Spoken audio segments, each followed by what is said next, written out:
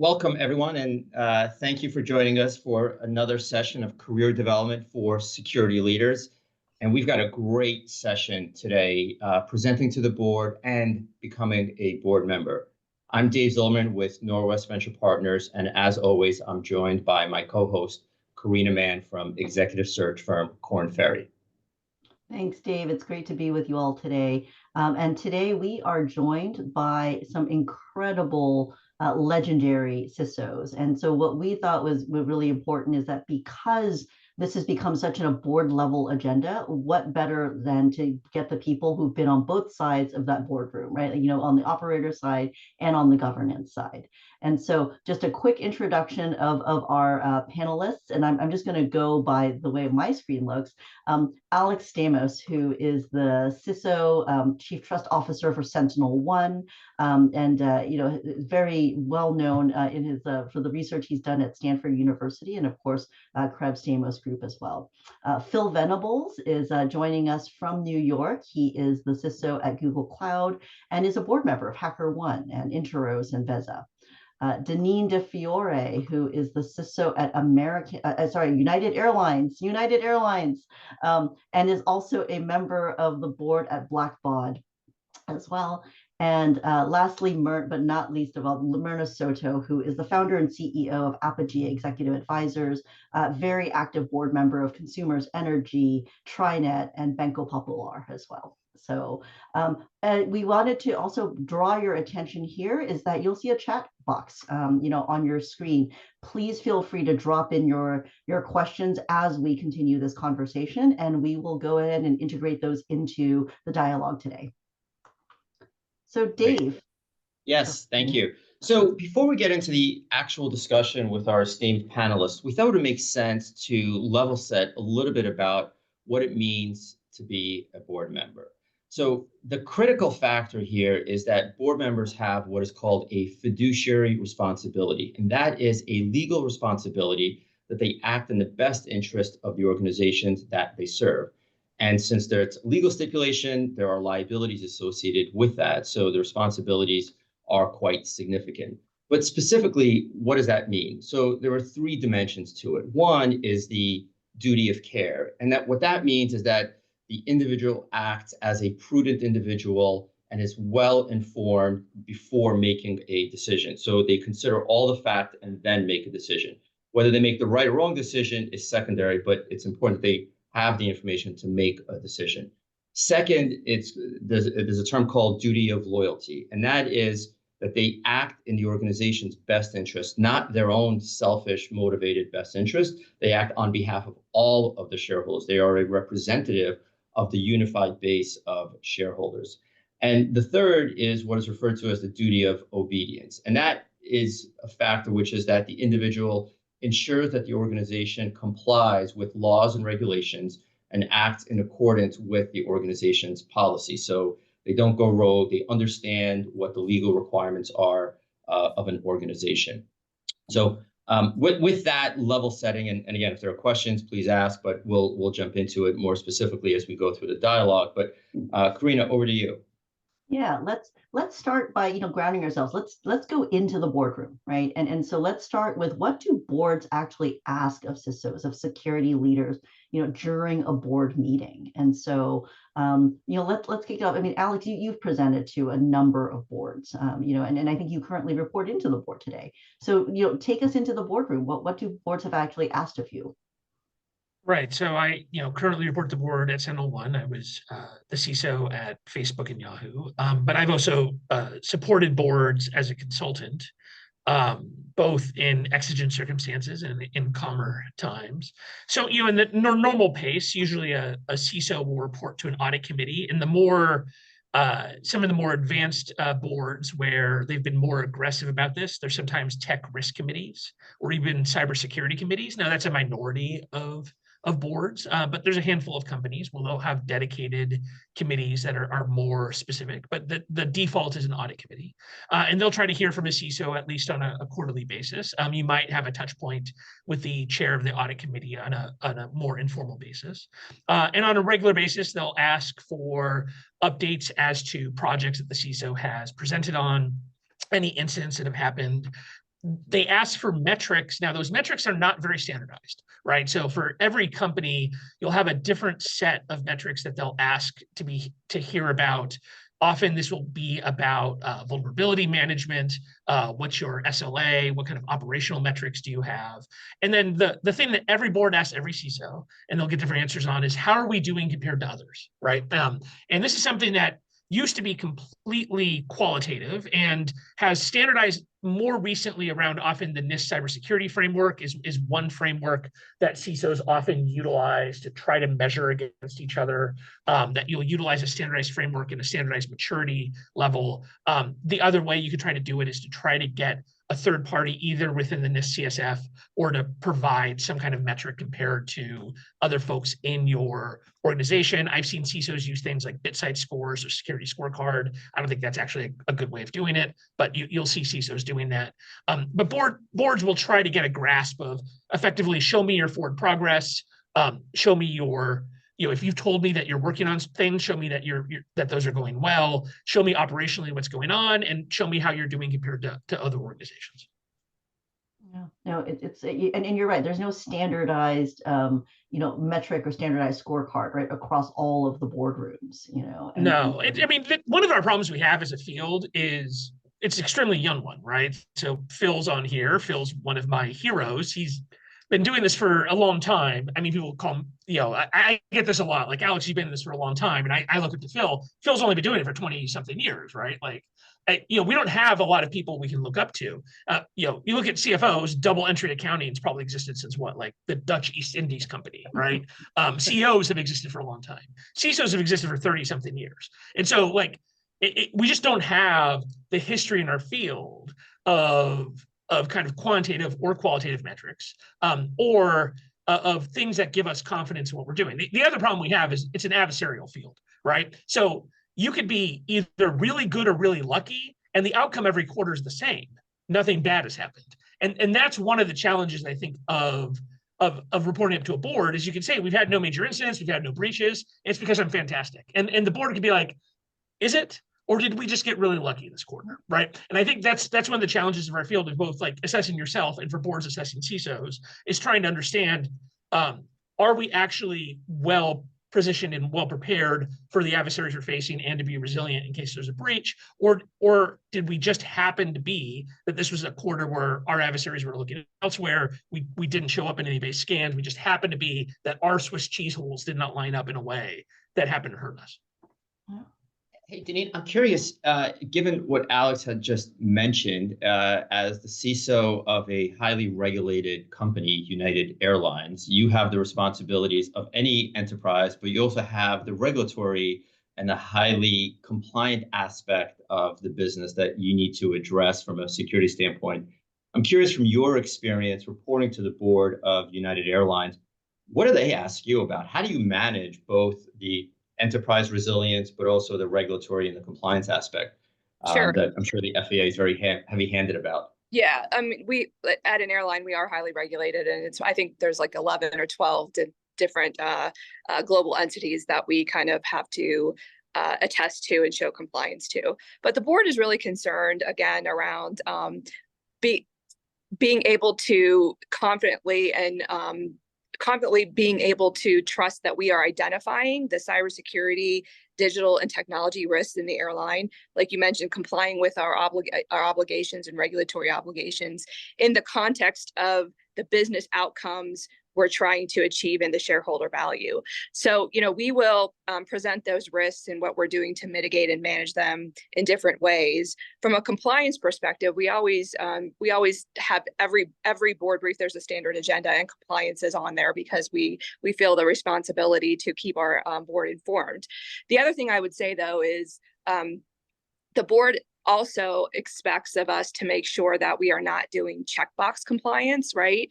That we are doing compliance in the way that, again, protects the company, meets our regulatory obligations, but also creates that it doesn't inhibit shareholder value. And when it does, right, the expectation is that we are very active in partnering with our trade associations and our government affairs team to lobby isn't the word, but I'm looking for, but you know what I mean, to influence what those regulatory obligations and should be, so we can collectively manage risk across the aviation sector and other critical infrastructure sectors. Got it. So I actually I don't think we could have orchestrated this discussion better, because we have the CISO of a major airline, and then we have a board member who is a CISO involved with a major airline. Right. Myrna, as you're on the receiving end of the CISOs presenting at an airline, what do you look for? What do you ask of the CISOs when they're presenting? Yeah, thank you, David, and pleasure to be here with the rest of you all. Was looking forward to this all week. A couple of things. I think it's less about an airline, although an airline being one of the major critical infrastructure defined industries, banking would fall in that, energy would also fall into that. And I have the pleasure and the honor of being a board member on 3 of the 4 defined critical infrastructure components. And look, at the end of the day, I know that the listeners and the people that are participating here, they're super interested in understanding kind of like path to the boardroom, what are people are looking for in the boardroom.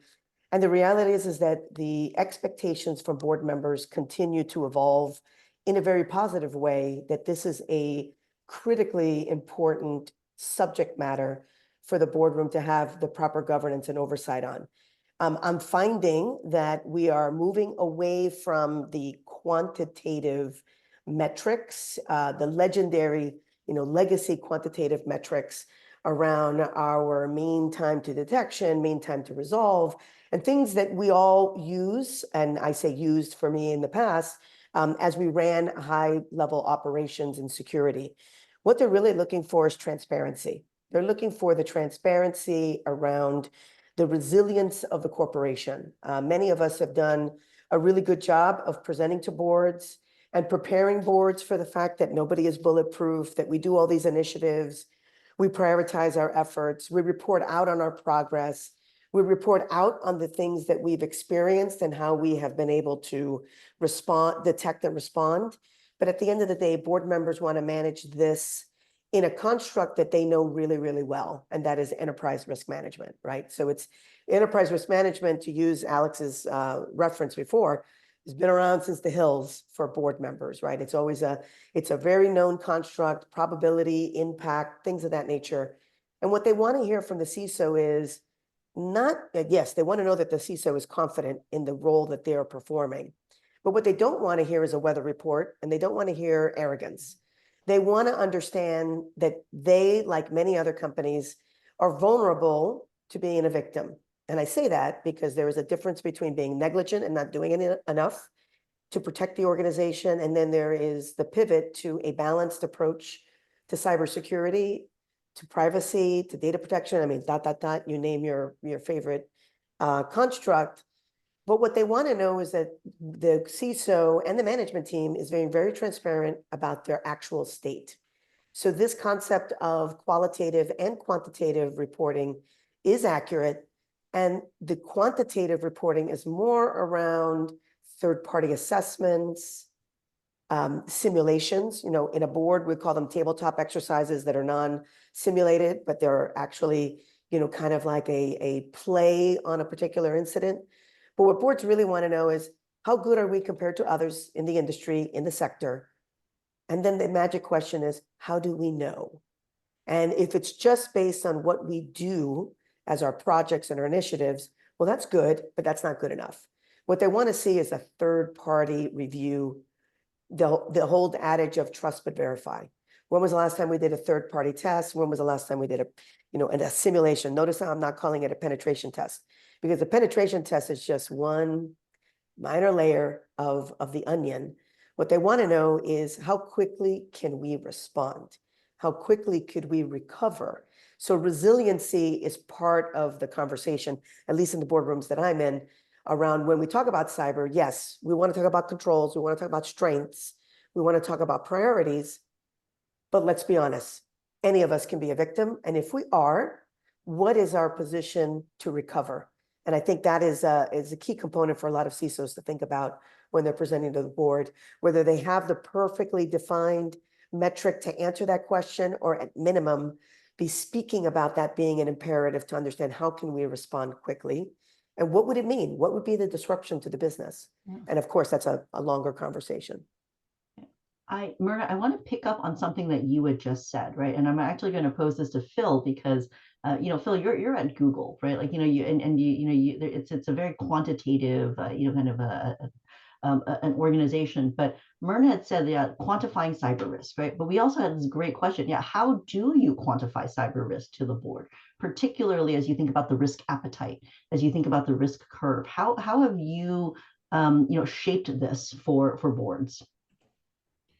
Yeah, so we work a lot with boards of our customers. In fact, this morning I was in a board meeting of one of our customers alongside the CIO and CISO, helping them represent a whole set of risks to their board. So we do a lot of work. And in a prior life, I was a CISO of a bank and a chief risk officer for enterprise risk for a bank and a board member of that bank. And so I've kind of seen multiple kind of lines of this. The way I would kind of synthesize it is I think there's still a demand for quantification from most boards. But to the point a few people made, including Myrna, is the boards are recognizing that they have to be more sophisticated in their qualitative and quantitative assessments. And so the way I kind of look at this is, if I just, this is probably kind of a bit of an oversimplification, but I think it's useful, is the most immature boards, not to say that they're bad, but from a maturity level on how to oversee this risk, their common pattern is only looking for benchmarks of how well they compare to their peer organizations. And we often point out to those boards, well, that's better than nothing, but that's not really good enough, because your entire industry could be really bad versus what the threats that you're facing and the other risks that you're facing. And so your actual quote unquote benchmarking should be against the reality you expect to be according to your risk. And then at the other end of the maturity curve, the most mature boards are very, very good at asking a particular set of questions. And so, for example, they will ask what, and it's not just of the CISO, it could be of the chief risk officer, it could be of the CFO, it could be of the CIO, the CTO, the business leaders, but essentially they ask, what are our most critical assets and services that are required to be operational with integrity to meet the core mission or business of our organization? And then what are the risks that those critical services face? What controls do we have in place that mitigate those risks? Are those controls continuously monitored, assured, and tested as operating effectively? And for any residual risk where there's control gaps, who at what level of the company has actually approved that degree of risk acceptance? And are we capping the downside? Are we regularly looking at that? And again, in that whole paragraph I just said, didn't mention technology, didn't mention cyber, because that's just a standard enterprise risk process for thinking about end-to-end risk and operational resilience. And the reason the most sophisticated boards frame it that way is because they can then pick up all of the other risks that interplay with cyber. And again, the most mature boards don't just look at cyber, they look at broader technology, broader operational resilience and risks, broader compliance risks, and look at the mix of how cyber plays in all of that. And in doing that, they very quickly get to the right approach, which is the board holding all management accountable for delivering a business and technology environment that's much more inherently defendable, rather than just relying on the CISO to drop a bunch of security products in a hard to defend infrastructure. And so again, all boards are on that journey to managing this as a first-class enterprise risk among a portfolio of risks. Yeah. Interesting. So I was actually just a toss-up question actually for the panelists. And this is something that I hear a lot about, which is you all are highly technical, boards are diverse. There's people like you all that are on boards that are very technical, but yet you also have accounting folks that may not have the same technical depth. How do you frame cybersecurity to an audience that has some level of technical depth, but also doesn't have that same level of technical depth? How do you frame the various topics using, DDoS, which may or may not be a known term for a lot of people on the board, or security is littered with this alphabet soup of Gartner acronyms? How do you cut through that when you're presenting? What advice would you have to the participants about the content and the message that you provide? I'm gonna jump in here and save time for others to pile on, but the number one rule is this entire imperative, this entire subject matter has to be presented to the board in business context, period, full stop, right? Any conversation that may be happening with the board with acronym soup and speaking in the technological jargon is really a recipe for disaster and alienating a lot of the board members. Now, with all that being said, having sat across the table as a presenter to my board and now being a board member and receiving these updates from the technical management team leaders and whatnot, there are separate conversations that happen, right, at a more technical level with a smaller subset, maybe of the committees, or a couple of board members that have a different appreciation for the technical components. But it is incredibly important, going back to what Phil kind of put a very nice capstone on, is this is an enterprise risk. This is a global risk that technology is a part of. And if we're speaking about the technological risks, then and intertwine very relevant business contexts, that's how we need to be speaking to the board.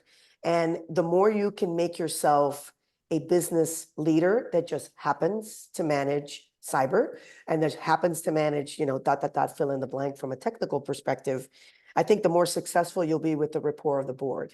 The board is becoming a little bit more savvy. They are dedicating time. There's a bunch of training efforts to get people to understand principles and language, because these two parties kind of need to meet in the middle so that it's not, it's not a high level discussion without any meat to it.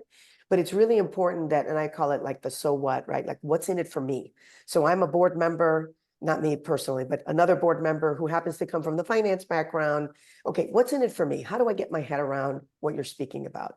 And if you are able to kind of translate that to the core component of disruption, brand protection, customer confidence, the ability to continue to operate and be able to quantify that, even if it's at a high level from a business context, I think it's incredibly important. I mean, I'll give you an example. On one of my boards, I am the only person around the table that has any technical experience. Everyone else does not, and that's okay. At least there is someone on the board that has the technical cyber experience. And we went through a presentation about resiliency at my request. Nobody even thought about resiliency. I'm like, okay, let's just assume the following assets are compromised, inoperable, we have no connectivity. What do we do? And that resiliency conversation quickly turned into business impact of loss of operating time, the potential revenue impact. And not that that's the only thing that we should worry about, but obviously there is a component to that. And what would be the brand impact to the event post? Okay, now you're back up and running. Now, what does this mean? What does this mean to our partners? What does it mean to our customers, et cetera, et cetera? And I saw the finance gurus and the legal gurus, like the light bulb just went on, and they were immediately able to ask questions, not technical, but very business driven, and have a very robust dialogue with the CISO. So I think that's critically important. So with that in mind, right? I mean, clearly a lot of board members, they've done a lot of training with NACD, right? There's other, there's outside counsel. They are advising boards in terms of, how they should approach the, anywhere between 20 minutes to 60 minutes, right? That's allotted to a CISO. So then that boils it down, like, given all of the content that's thrown at a board member, what are you hearing that are the most common questions that they ask of a CISO? Like, what do they really, if they said, you've got 20 minutes, right? What do I really need to tell a board, in that short amount of time? Janine, do you want to jump on that? Sure, I can interject here.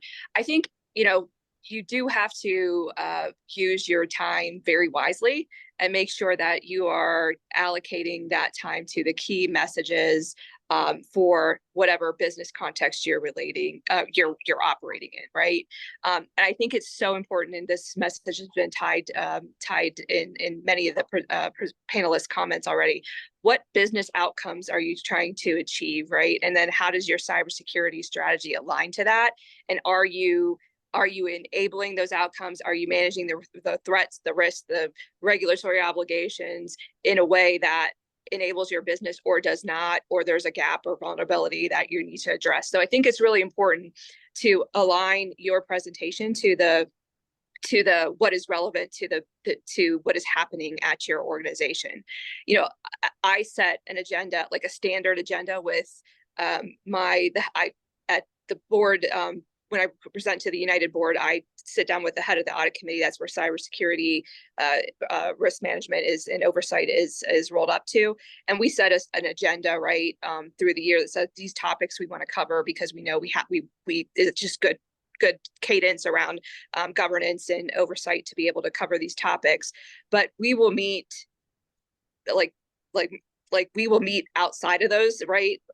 Outside of those meetings to understand what else is happening, because there's new regulatory things that are coming up. The business environment changes. There's, your suppliers are impacting your business goals and things like that. And what does that mean to your cybersecurity strategy and how you're managing that cybersecurity, privacy, digital, whatever it is, right? So we make sure that agenda and those conversations are aligned to the relevant business strategies. And typically your board will have your company board will have a cadence around what topics they want to cover. Like if it's, September is always strategy and February is, capital allocation or whatever. You should think about that and align that to the overall, cadence of the boards and topics of the board, not be an outlier, because cybersecurity isn't an outlier, right? It is there to, protect the business, enable the business, and align with those outcomes. So I think it's important to do that.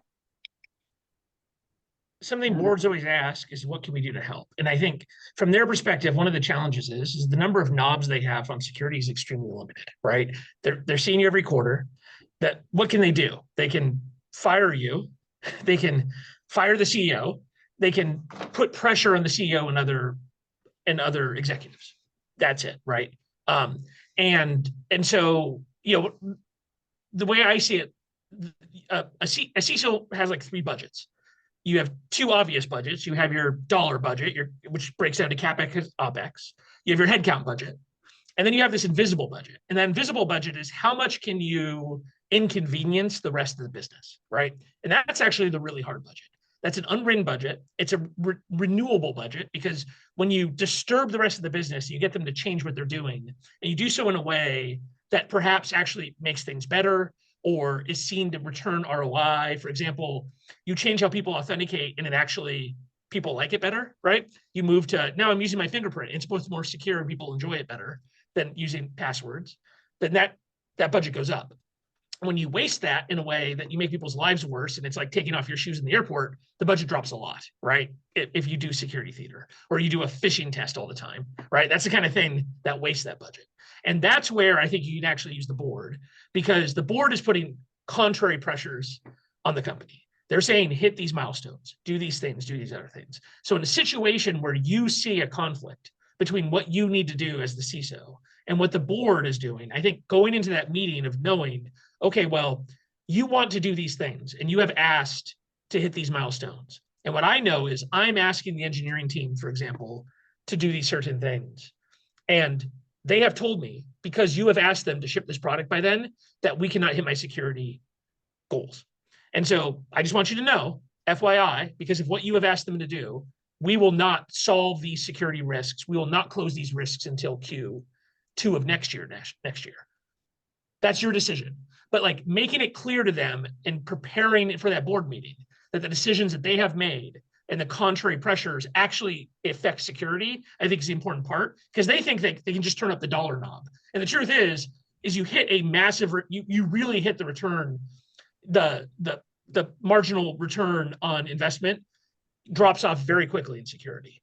The thing that you really need is you need the time and the effort from the organization to change how they're operating, or you need engineering time, or you need the ability to actually kind of rewire how the company works. And that's the tough part.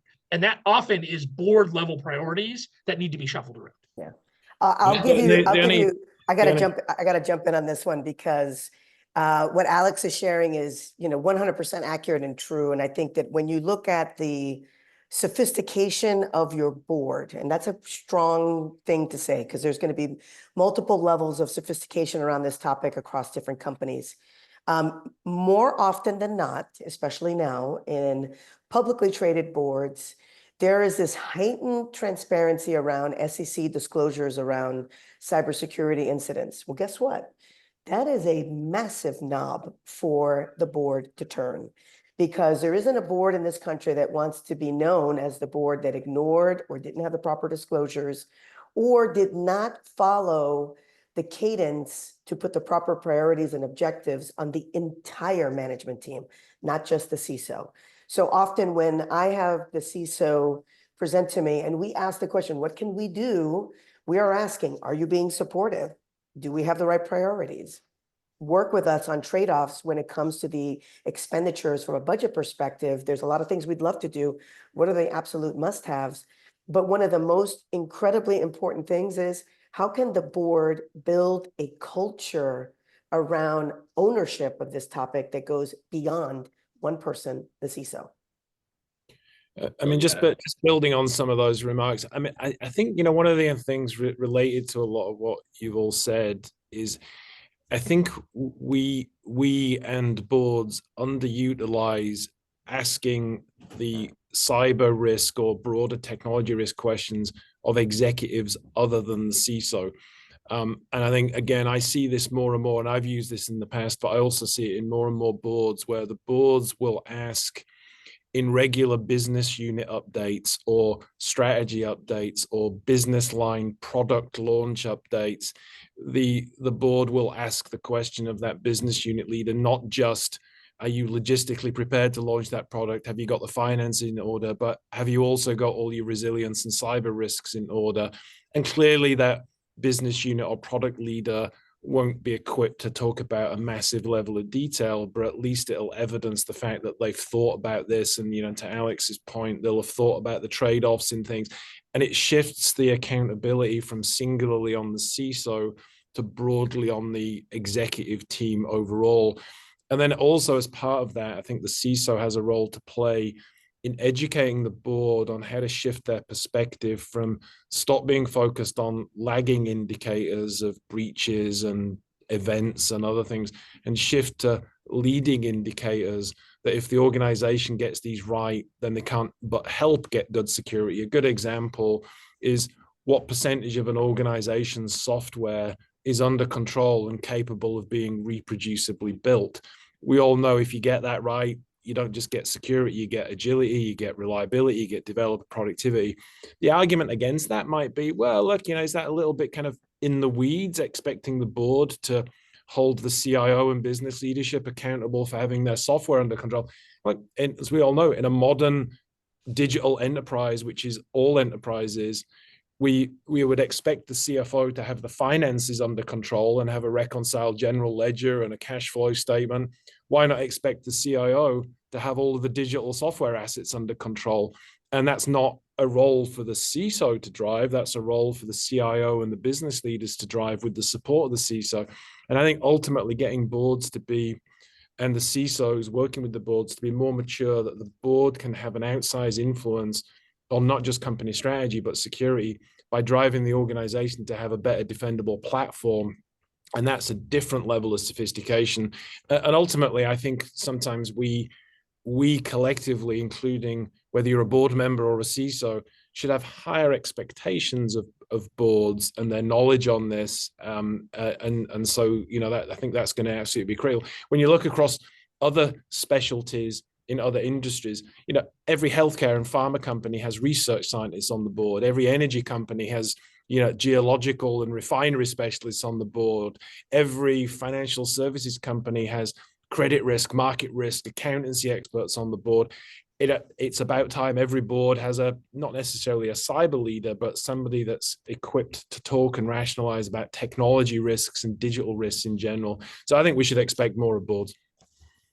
Yeah, I think that's a great point. One quick question from a tactical standpoint, given board meetings tend to be sort of episodic, do you advise forging relationships with the board members outside of that, quarterly or so board meeting? You have 20 minutes and, you operate the size of an organization of United or Google, you could talk for days. I think a great practice is again, having relationships in between board meetings with specific board members that happen to be focused on your area of risk. Another one is, as you all know, around board meetings, particularly for large public company boards, they tend to go on for several days, and there's lunches and dinners and separate presentations. And there's a lot of opportunity to educate board members without it being in the formal context of the board meeting or the audit or risk committee meeting. And I think that's vital as well. It's a very useful tactic to get their level of knowledge up in a safe environment where they're not under the obligation of the formality of the actual board meeting itself. Yeah, I couldn't agree more. And my experience has been, it's kind of an interesting paradox. I started my first public board going on my 10th year. And at that first introduction into that public boardroom, the response from the technical leaders was glee, because now they had someone to talk to and someone to forge these type of relationships.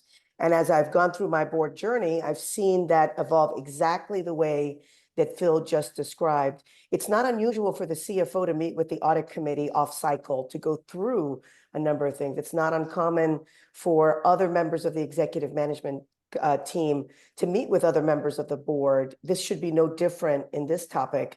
And of course, it's all above board. It's not necessarily, a hidden conversation or covert conversation.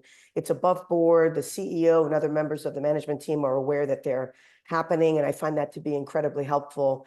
And it's not uncommon for me to review with the CTO, the CIO, the CISO, it depends on which company, the content that's going to be delivered to the board so that I can have an opportunity to react and they have an opportunity to refine them.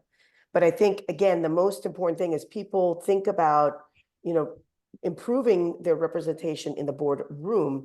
It is about a broader relationship than just that one presentation. Yeah, great perspective. One other question I had on this topic, and then we'll shift gears to talk about becoming a board member. And it has to do with how do you communicate to a board when there has been an incident, when something has happened outside of the normal course of business. Timeliness of the communication, depth of detail, the resilience plan, ensuring that the incident doesn't happen again.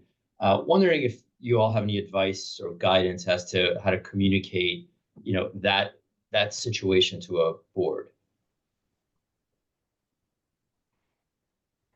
Alex, maybe I'll pick on you, just given the Curbs Stamos engagement you all have. I'm sure you had plenty of clients that were in the thick of things. I've handled, unfortunately, I've had to communicate boards as a CISO, but I've handled many incidents as an advisor. So first, it's really critical to do tabletop exercises with your board. You want to practice what a breach is like with your board when it's not real, because one of the problems is a number of board members have not been through a breach as an operator, and they tend to freak out, to be frank, right? Like the first time they're through it, a bunch of people freak out. They don't understand what their role is, and they will get involved at a level that is not appropriate for them. So it is a really important thing to have a situation that, plan ahead of time, but during a 2 or 3 day board meeting, set aside an hour to have a third party come in and run a breach simulation with your board of directors so that they understand what it will feel like. Your CISO's there, you have your breach simulators, and they will understand what it is like for a board to be in a breach, what questions do they ask, how will they be updated, and what is the pace at which they will make decisions. And that will be important. How do you do it? So you need to have the relationship with your audit committee. Usually you'll indicate to your audit, or if you have a tech risk committee, but whoever the board, you'll communicate with them. You want to have them be your touch point so they communicate with the rest of the board, because the CISO in a breach is running the operational team, right? So you do not want the CISO on the phone all the time with the board members. And then the key thing is that they are communicating with the rest of the board and they're keeping the rest of the board happy. You can make sure that you have a board meeting that night. Now, the thing that's really tripping people up now are the SEC deadlines, right? The SEC deadlines are so incredibly tight now that the disclosures have to happen often before you even know what's really going on, right? And that is one of the challenges of the 48-hour 8K deadline. And so you do need to make sure that you notify your audit committee member that within that first 12 hours, they've called the board and they at least have a telephone meeting, that everybody knows that something's going on, that you've gotten your outside counsel engaged and such. One of the challenges here is that because at this point, everything that you do at this point now is you're going to be deposed about. You're going to need to keep almost all your communication verbal. You're going to want to have attorneys present on everything. This slows everything down. This is the unfortunate reality is that your adversary at this point is not just the people who broke it in, but it is going to be plaintiffs' attorneys, and possibly the SEC has also become your adversary at this point. So you're going to have to keep communication verbal. You're going to have to keep attorneys on all of your calls, and you're going to have to make sure you're incredibly careful in what you communicate to everybody. And then just make sure that you have that audit committee. They need to understand that the audit committee chair, that they are the wrangler for all this. And it is also the job of the CEO to be wrangling the board for the CISO. So the CISO is able to focus on running the incident, of being the incident commander, and making sure that the security team, the outside consultants, whoever's doing incident response, that they're actually doing their job. And then probably the board is going to have to meet officially. They will hear from outside counsel. They'll hear from the incident commander, the CISO, and the consultants of, yes, this is what's happened. We need to file an 8K. Here's our, that's probably the first decision they have to make. Up until that point, probably all the operational decisions should have been the CEO should be empowered to make all the decisions up to that point on their own. If they're not empowered at that level, then you probably did not do a breach simulation appropriately, because then the board is probably involved at too low of a level. But yes, that's why simulations are incredibly important, because I have been in these breaches where you have board members on like the hourly tech call, and that's where I will get involved and talk to the board member, like, you should not be on this phone call. Yeah. I'm sorry. You should not be on a phone call with a incident responder.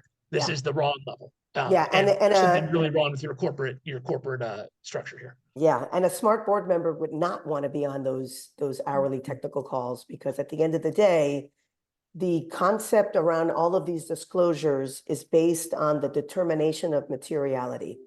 And that determination of materiality should not be at the hand of a single board member. It actually should be a management recommendation of materiality to the board. And we can have another conversation about this whole concept of disclosures, 4 days once you determine that it's material. You can disclose early in a fashion to be proactive, but that's not necessarily, an advisable practice either. But the key element is this materiality concept, and Alex is spot on. You do not want board members on these hourly update calls, and the best practice is to keep the CISO and the team working and operating the incident, and having the CEO, the COO, some other executive management committee member be the report out head to the board. I'm first of all, I'm fascinated by this. I feel the adrenaline of being in that room with you all, when this is happening. Let's actually pivot a little bit, right? You've talked about what it's like to be on the operator. When you are being tapped on the shoulder to join a board, right? What does it mean for those of us who are dialing in and listening? What does it mean to be board ready? Right, as a CISO or as a technologist, what does it mean to be board ready? Well, I think it's heavily industry dependent, and so I think obviously for private boards, I think we can just that's more of an advisory role, if I think we're all honest, than a fiduciary role. So I'll answer in the context of public boards. I think for some public boards, there's obviously an onboarding process where you have to learn and understand that business and that industry. Speaking from my experience of having, I'm no longer on this, but having been on a bank board, that was like a 4-week boot camp of, being able to not just be on that board because of my security expertise, but a broader set of risk, technology, and other executive leadership expertise that made that role happen. But because it was in a heavily regulated industry where the regulators regularly quiz board members for their competence in being able to oversee a regulated bank, it was an extensive program of going through and understanding and learning all of the other risks that board had to oversee. And I think it's kind of back to the point I made before about having high expectations of yourself as a board member or a potential board member, as all of us should have higher expectations of the board. So, for example, the reason there was such a long kind of training process was they wanted all board members to actually be quite sophisticated in all the risks that board oversees, so that when any risk team, like a credit risk team or a liquidity risk team, came in and presented, they shouldn't have to dumb it down. They should actually talk in again, not the ultra sophisticated language of particular credit risk calculations, but at least in quite technical terms, how that risk is managed. And therefore there was quite a lot of training. And I think board members or aspiring board members or new board members should be very, very prepared to immerse oneself in the intricacies of not just that business, but that whole industry, from its risk to its regulatory frameworks. Because increasingly, not just in finance, but in pretty much every critical infrastructure sector, there is various different regulators of different forms around the world that are gonna have quite significant expectations, and in many cases, quite significant consequences on board failure to oversee a whole collection of risks. Hey, Deneen, I'm curious, when you joined the board of Blackbaud a few years ago, I'm curious, how did you make yourself known, or, raise your hand to say, hey, I'm interested. I get this question quite a bit about folks that are experienced security practitioners and want to participate in board level discussions, but don't know how to kind of make themselves known. I'm curious what you did and what advice you would have for others that want to pursue a path. Yeah, so I mean, kind of building on the comments that Phil just made, you have to realize when you raise your hand and say, I want to be on a board, that you're not on the board because you're an operating practitioner, a CISO, right? You have that domain knowledge and subject matter expertise, but the expectation of you to be knowledgeable and participate in the total and holistic corporate governance process, that's what you're signing up for. It's not you're the tech expert, you're the CISO, you're going to head the technology risk committee or whatever.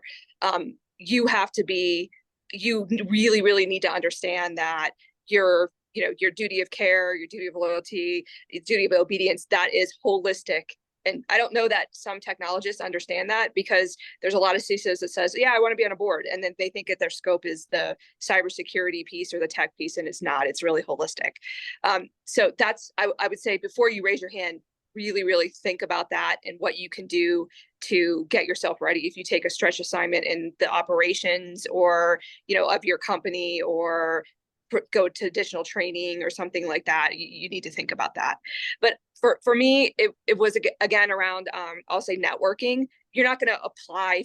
There's a lot of people that think you're going to apply for board positions through different companies and things like that. It's not. It's a networking and reputational, I'll say, exercise. So you have to keep working, and as you become known for your execution and contributions within the industry, you have to keep up with networking, not just in the cyber community, but within other different communities outside of technology, to be able to do that. And then you'll be in the circles around being board ready and being up to the job. I would say, though, and I think not to discourage anybody, but the first time that you go through probably a board interview process, it's long, and there's a lot of different conversations, dinners, different things like that. You might not get it, but that's okay, because every board is different, and they're assessing not just your what made you a good practitioner, but the fit for the company. And when you're appointed for the board, you're expected to be there for that term. They want to invest in you, and they want the long-term success of the company. So, the term limit is 10 years. You're going to be in that group they're assessing you for that. So it's a little bit different. And I think people have to wrap their heads around that. I want to add on to the end comments. Don't underestimate the power of networking with your current board. the quality of your engagement with your current board kind of creates an ecosystem where these board members, who rarely are only on one board, there's multiple boards. And if they have that opportunity to say, oh God, you know what? I know a great person, that person. And they're having conversation with executive recruiters. I know a great person, that person. And don't underestimate your engagement with your current board. But I have to just say and just double down on the fact that folks are not going to get on a board because they are the cybersecurity expert. They're going to get on a board because they happen to have a cybersecurity subject matter expertise. They are a well-rounded and broad executive that understand multiple functional aspects of running a large-scale business. And if you have the opportunity to kind of get those stretch assignments or get assignments in a cross-functional capacity in your company, that'll just make you a much more rounded candidate. And more often than not, going back to the process, it is about fit. This is a group of people that, you know, you kind of look around the table and say, do I want to be in the foxhole with these people when we have a crisis, cyber and or otherwise, an activist, hostile takeover, name whatever you want to, you know, the variety of things that could happen in an organization. So boards will take a lot of time making sure that there is a cultural fit and that you can be someone that they can rely upon, lean on, above and beyond just your subject matter expertise. That is great perspective about being a holistic board member, not just a single-threaded security practitioner, and then also networking. Myrna, that's awesome. Bill, I'm curious, you're on a number of public and private boards. When do you say no to joining? I'm sure you get called daily, I bet. You and I have the good fortune of being on a private board. How do you discern which to join, which not to join?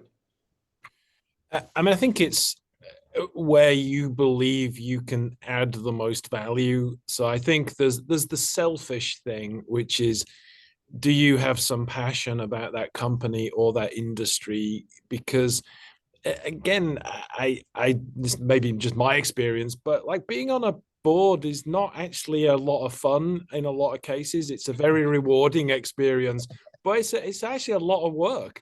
And again, I come back to when I was on a bank board. The board book could be 700 pages every board meeting, and you'd have to read it because often a regulator would ask you about the way you thought about the decision on page 551.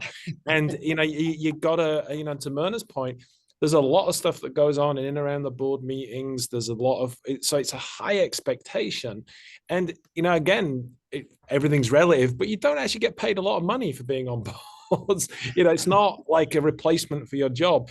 So in other words, you got to want to do it because you're passionate about that company, their mission, their business, their sector, or the people that you're working with. And so I think the main thing for me is just like it's somewhere that I actually want to help and want to support, as opposed to doing it for, I don't know, the status or the money. It's got to be about the passion for doing it and the belief in the company. And then secondly is, to everybody else's point, is this something where you believe you can bring a range of expertise and contribution? And if that all adds up, then it's useful to do. But again, especially if you've also got like a full-time operator role, there's only so many hours in the day. And, and even if you're doing board work and other things essentially full-time, even then there's only 3-4 boards you can reasonably do and devote the time to it all. You can do a little bit more on private boards because they're more advisory, less demanding on the formality of the governance, but there's a limited capacity you have, so there's an opportunity cost of picking these as well. So I tend to focus on the things where it's a company or a business or a mission I'm really, really interested in, because that's the only way I'm really going to bring my best to the role. Phil, I have to say, as the executive search representative here, right? I'm so glad you brought that up, because that's one of the things that I've said is, being on a board, it seems glamorous, but like you said, you're reading through a 700-page board brief 4 to 6 times a year, right? And on top of that, you've got your day job. So one thing I would also add is, if you want to position yourself for a board director appointment, it's also make sure that you're actually cleared to sit on a board, internally, right? That's the first step, is to make sure that your own CEO and your own GC can support that. So one last thing, we're coming up on the end of our time together here. Where do let's look to the future, right? Like, so much has changed. You've brought up the SEC, you've brought up, just all of these changes. And of course, the threat landscape just is not letting up. It is just as intense as ever, if not more so.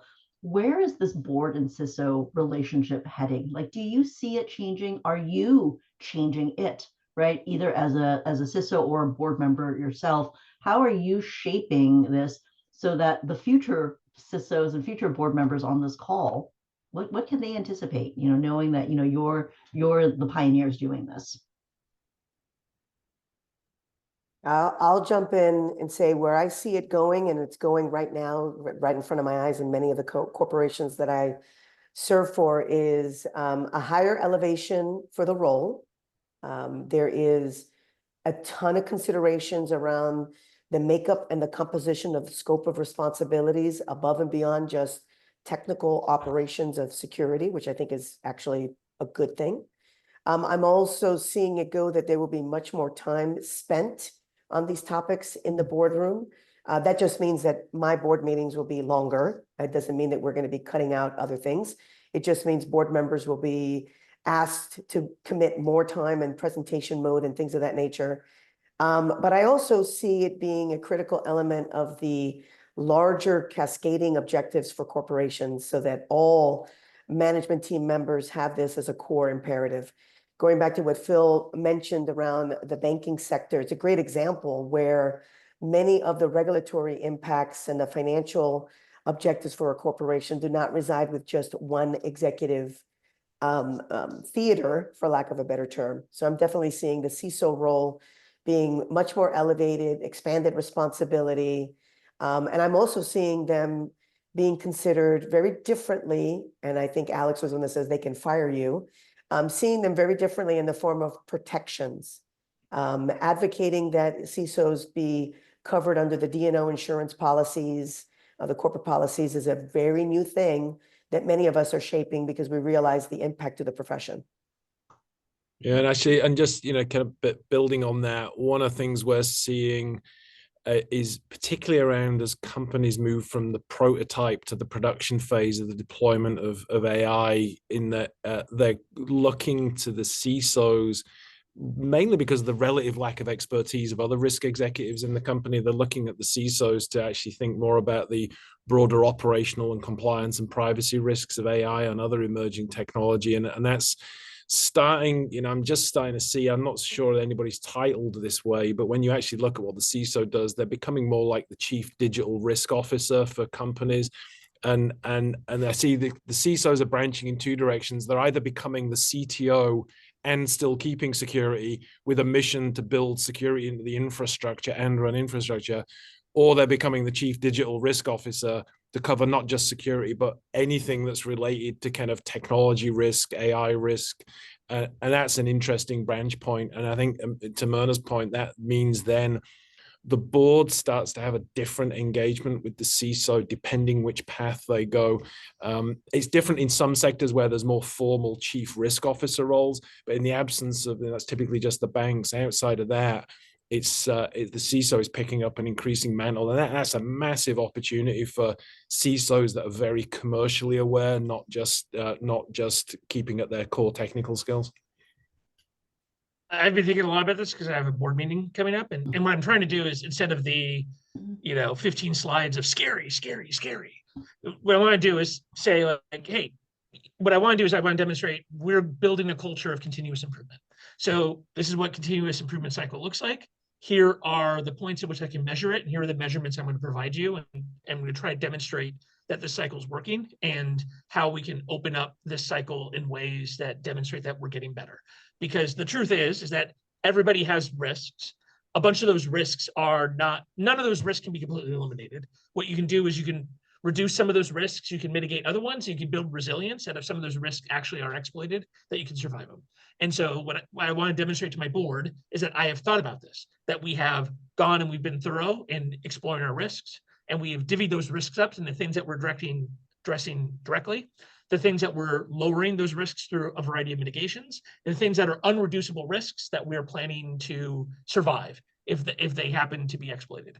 And that's the, how we're going to try to walk through it with them, and then to specifically lay out, because they're going to ask, what can we do? Well, this is what you can do for me. These are the trade-offs that you guys are going to be part of in the discussions around revenue, around M&A. That's one of the things that boards often get involved in, of like, hey, if you guys decide that you're going to do big decisions. I've been involved in the past. At Yahoo, there was a decision from the board to do a spin out, and that took up all of our engineering time. And at the time, I was too immature of a CISO to tell them, we're not going to get any security work done when you guys make this decision, right? And that's what I should have told them. I should have said, there's a cost to this. They would not have made a change in decision, but that's what, looking back, I should have said. And those are the kinds of things that I'm going to be better prepared for now. Yeah. Sorry.